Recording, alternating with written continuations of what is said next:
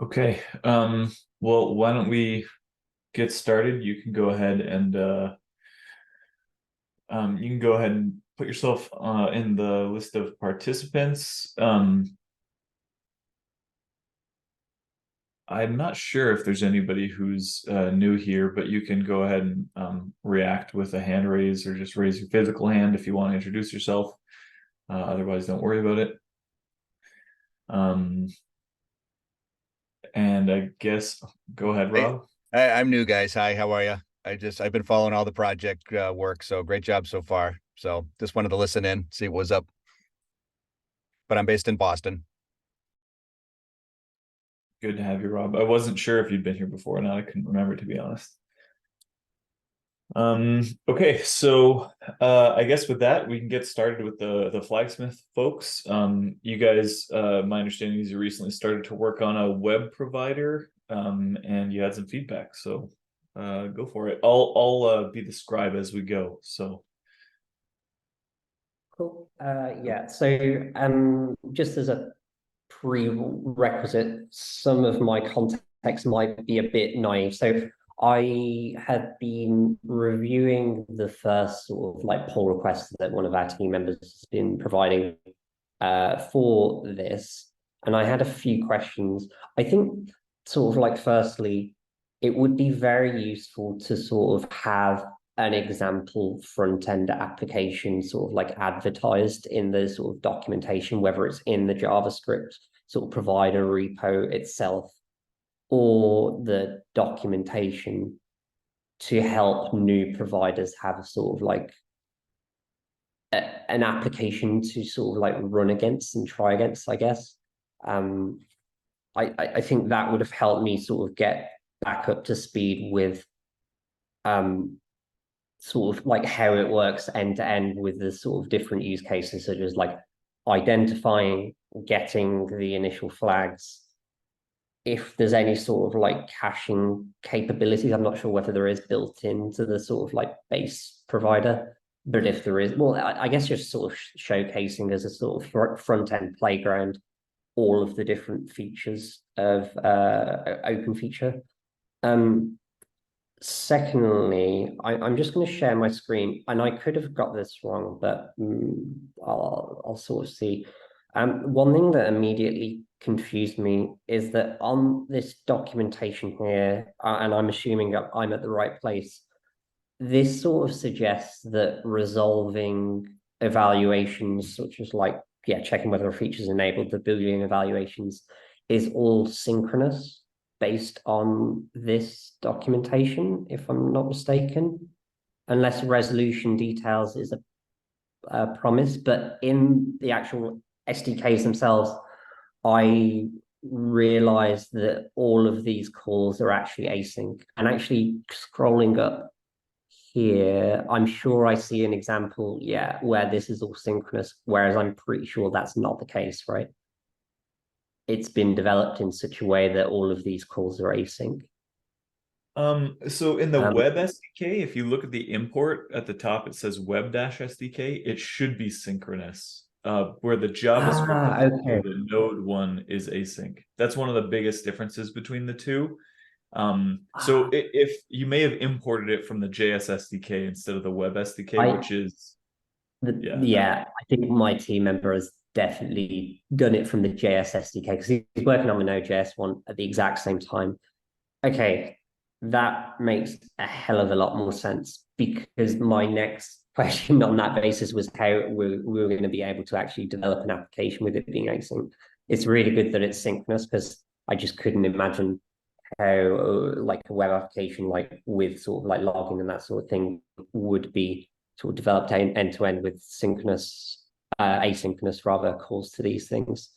Okay, that was literally a lot of my sort of feedback towards it. So sorry, I think I just got confused on sort of like our end with the implementation. I guess I do have a question on how context switching works.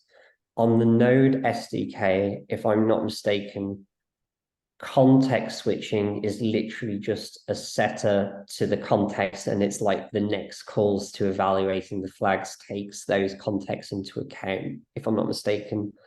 With the JavaScript SDK, when you switch contexts, does that trigger a sort of call to fetch flags? Or is there a call to explicitly fetch flags? Because I guess on the front end, one of the key differences is that you're evaluating potentially multiple flags on the same page versus in the sort of like server-side context, it's generally on an individual flag basis. Yeah, so the idea is if you look at do we not have it documented there? Maybe it's not. Maybe there is a miss in the documentation because you have a function that is called when a context change, and so you can react to a context change. I think that's right. So actually, if you scroll up to the provider demo right there, yeah, the one you were just looking at, the provider, just scroll down a little bit. Okay, yeah. This one, yeah. Okay. So there should actually be like Thomas is saying, there should actually be another function here. So I think we need to add that to the documentation. It does exist on the interface, but it's the on context change that I think you were referring to. And that is a promise. And we would expect that that's asynchronous. So we would expect that in there, if you need to do caching, you cache. If you need to download a new rule set, you download the new rule set. Whatever you need to do for your particular provider when the user is changed, that's where you would handle it. That's kind of the idea. But we're missing it in this doc, so we need to add it. Yeah, because that sort of struck me as like a massive difference between the front end and back, because the back end implementation doesn't have that sort of pattern at all, right? Because it's just a straight setter. Okay, that makes a lot of sense then.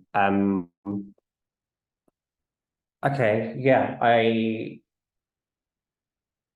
don't think I have any more questions at this point in time. I do still really think that having a sort of sample application where you can switch out the providers and sort of like, yeah, just try it, like put in your provider and your key into that sample application, and it should in theory all work the exact sort of same, would be a great, I don't know whether that, maybe that exists, but if it doesn't, that would be really cool, I think.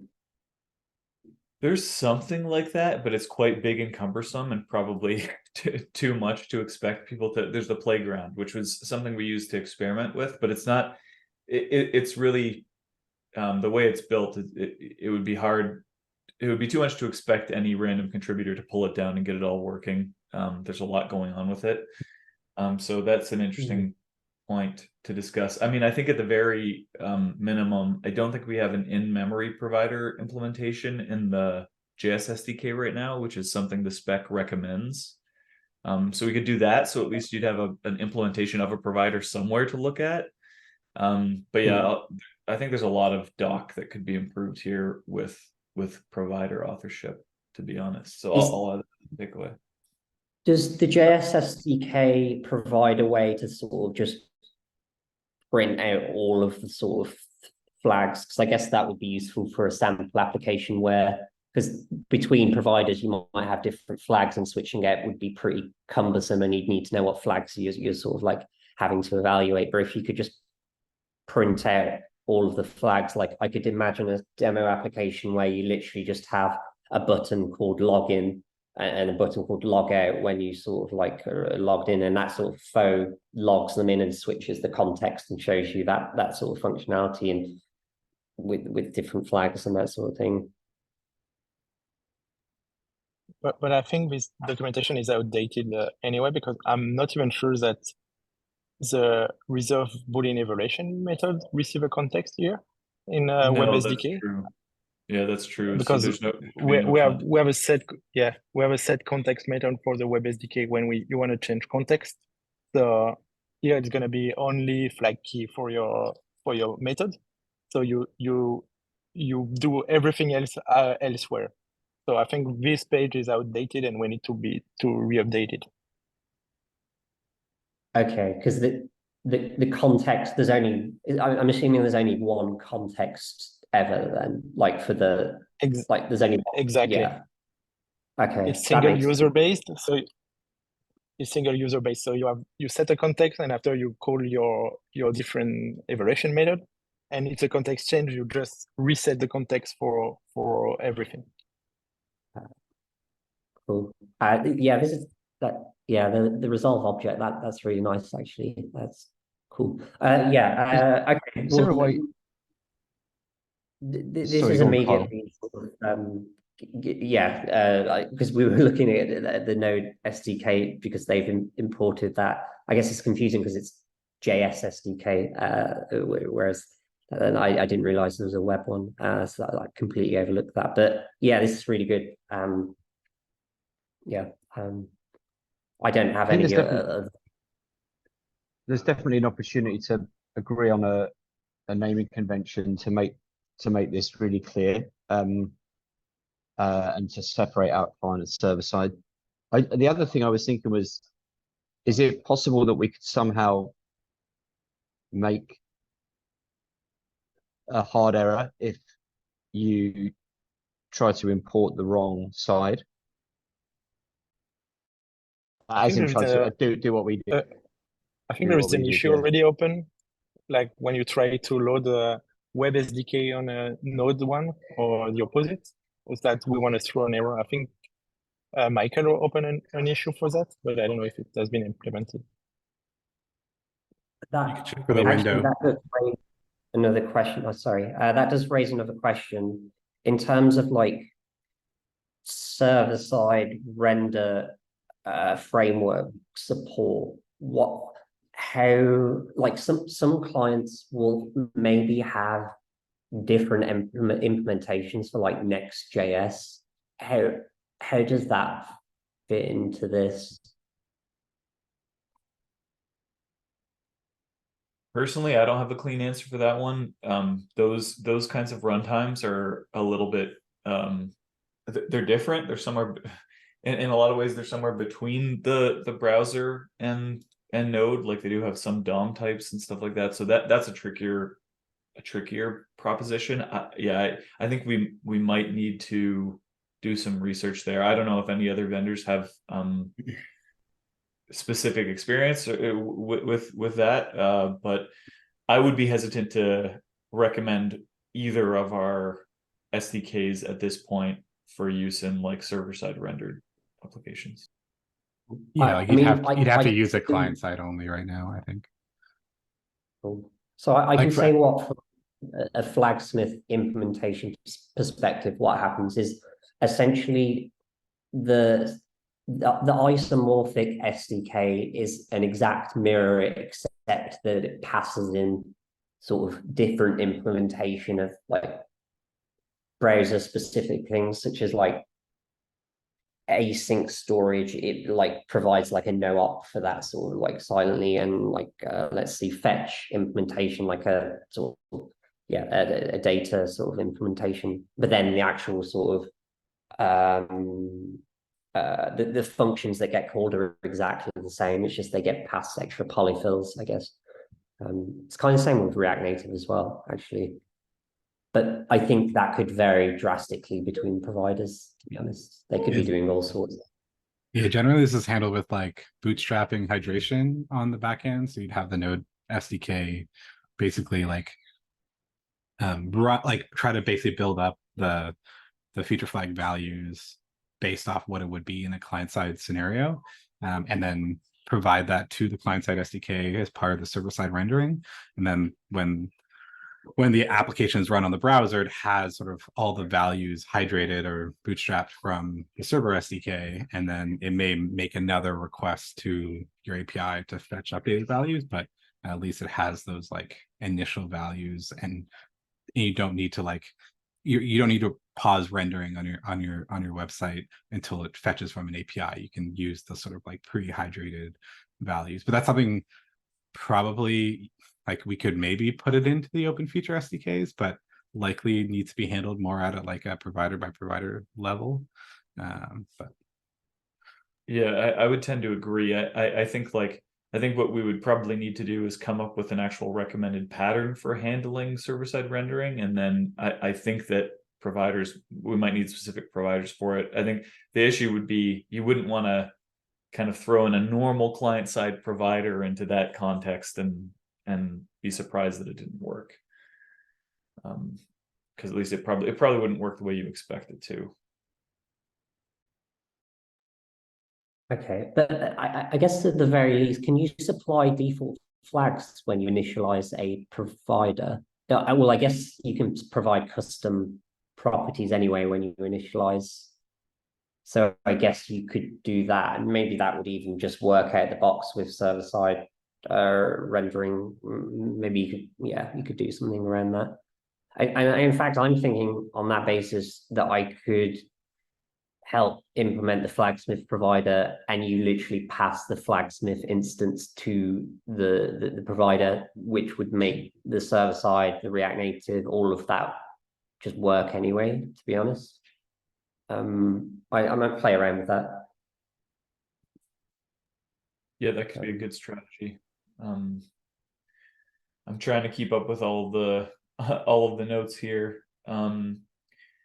I think at some point, Jonathan, I'm not sure if you wanted to make a point and then you got cut off earlier. Or there's something that you wanted to circle back to, or if you were able to speak. No, I was just talking about the bootstrapping hydration stuff there, and then yeah, I agree with Ben that we should look into clarifying the naming of those SDKs. Yes, that's something I want to come back to. So historically, we actually had a Node.js SDK. And in fact, if you go into the OpenFeature NPM org or NPM packages, you'll see it there. And it's basically an older version of what's now the JS SDK. The reason why we maybe prematurely swapped to the JS SDK was because we didn't want to suggest that we only supported the Node runtime, because we would hypothetically support others as well, like Bun, for instance. But I think people kind of take that for granted. So maybe going back to Node is a good idea. Yeah, I'm not too sure about that, what the best decision is there.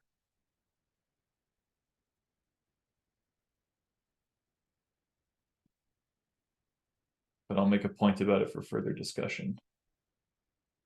Maybe we can open an issue. Okay, yeah, so a lot of takeaways there. I think a lot of it was documentation. It would be great to have some kind of demo app to do easy testing. I think that we definitely need to come back and revisit our provider documentation for the web. We should probably do a general doc review for other languages, but I know the web one is out of date, and that's probably because the web changed a lot as we were developing it, so it might have something to do with that. Is there any other points that anybody wants to bring up? Anybody from Flagsmith, or just in response to some of those things that were discussed? Well, I think about demo app. I think OpenTelemetry has something like a demo. It's called OpenTelemetry demo probably, and it's just a Docker Compose with a bunch of applications that you spin it up, and after that you can explore how OpenTelemetry and Jaeger are playing with all these applications. Maybe something like that. It's a good So showcase. that's what yeah, I mean, that's exactly what the playground I was referring to earlier is. You can swap providers, you can set up a number of providers, like Go Feature Flag is in there, Flagsmith is in there. There's a whole, I want to go through the list because there's like 7 or 8 different providers in there that you can switch between, and it shows you some of the features. It has like a Jaeger integration, for instance, but that's all really heavy. Like, it's great for demoing the system. It's not as great if you just want to see your provider work, because you have to get all this extra extraneous stuff running. So I think we have more of that use case covered, and less of a like, how do I just sanity check my provider, and maybe even like maybe even some kind of test harness like we do have a Gherkin suite. Maybe that's a better way to go. I don't know. Something to think about. But yeah, I think it's a slightly different use case than like, here is what OpenFeature does and all the power it has, versus just, is my provider working right? Yeah, well, maybe light demos for each language. I don't know, something like one for Node.js. Well, you probably need a front end as well. One for Golang, something like that. Yeah, I think that might be more in line with what we're talking about. But it does, the prospect of maintaining a whole bunch of those is, it's, you know, it's some work. So I don't know, something to think about for sure. Yeah, the only other thing on the agenda right now is just a quick point. I wanted to bring up this issue that we talked about last time we met, and I promised to open up a discussion, which I did. So it's an org-wide discussion. It's a pretty big topic, and basically, if you have feedback in there, just leave it there. But that's really what I want to get out of this is some kind of agreement that we think this is worth pursuing or no. And then if it is, like a set of vendors or open source projects or whatever that would be interested in kind of developing a little working group, we probably would need to have some other kind of meeting to talk about what this spec might look like. And I'm open to, you know, just doing that for the wire protocol or doing it for the wire protocol and the flag definition language, or not at all, if it's not something we think is worth pursuing. Yeah, so I don't know if there's any specific thoughts on that, but you know, if there isn't, you know, juice that, tweet it, ask people to talk about it if there's anything that if there's anyone you think might be interested in it. I think it is a potential new interesting avenue for the project, I guess.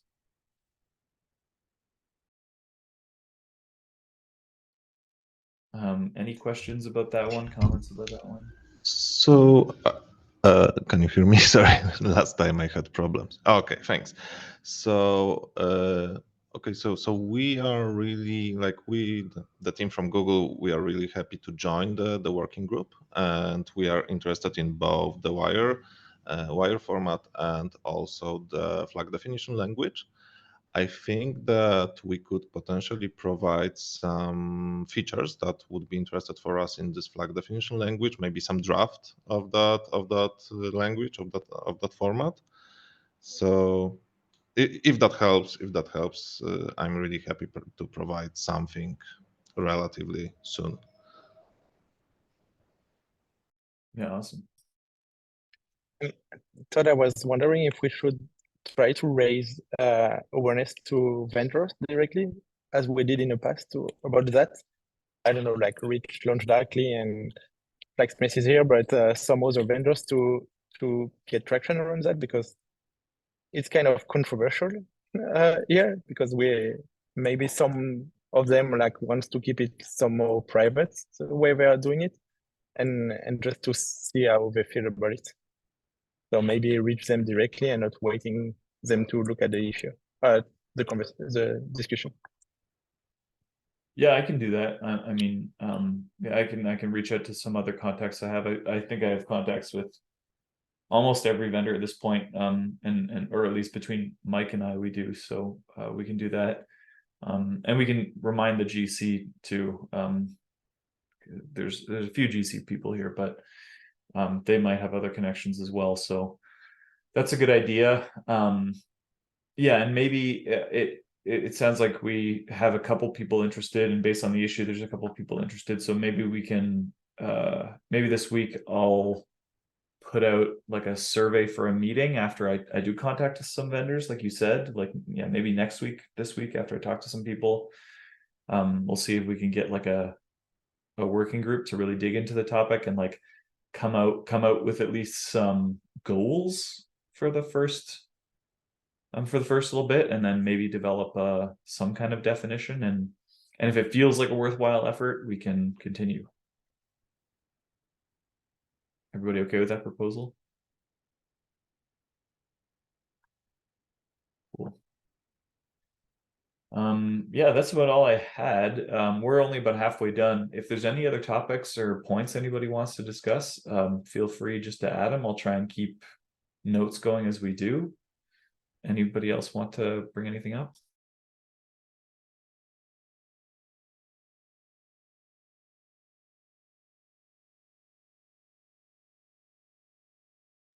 Going once. Okay. Okay, well, thanks everybody for attending. I guess I'll give you all a half hour back, and yeah, the follow-ups, I'll create some issues for docs like we talked about, mostly about the web stuff. Thanks to the Flagsmith folks for digging into that. Really appreciate it. Obviously, the client-side stuff is new, so it doesn't surprise me that there was some doc missing and some confusion. And I'll also open an issue to talk about the naming of the SDK. Maybe we do want to change that. Yeah, and then I'll follow up also about maybe a working group in a meeting. Thanks, everyone. Thanks. Bye. Yes. Thanks, bye.